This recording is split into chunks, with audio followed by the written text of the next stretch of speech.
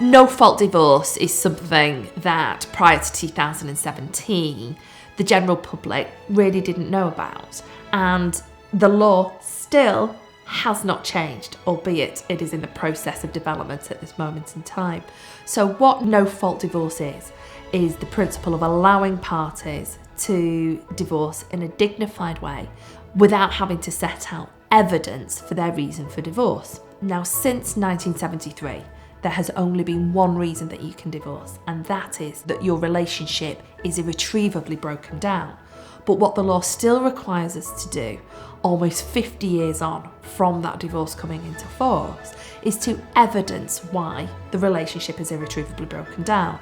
There are two immediate evidence positions, that is, that somebody's committed adultery, or that there is unreasonable behaviour between the two of you, which requires you to set out very personal and pertinent details in the very first document that you're filing at court. So inevitably, it makes people set out an adversarial position when actually they should be looking, if at all possible, at taking a more conciliatory approach, particularly where they have children together. What the no-fault divorce movement has done is really raise the profile and the urgency for this matter to be dealt with.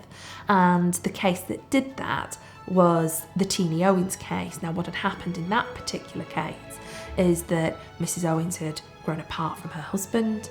They'd been in a long relationship together, but he wouldn't grant her a divorce. He wouldn't consent to allow her to divorce him after a particular period of time.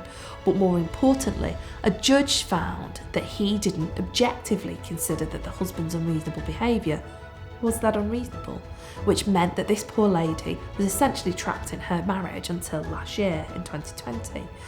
What her plight did was really bring to centre stage this quite archaic and almost Victorian laws that created a morality around divorce.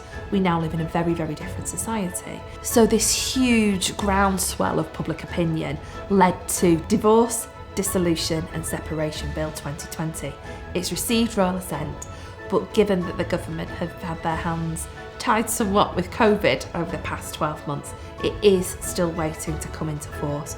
But campaigners like Vardax anticipate that there will be a change in the law later this year.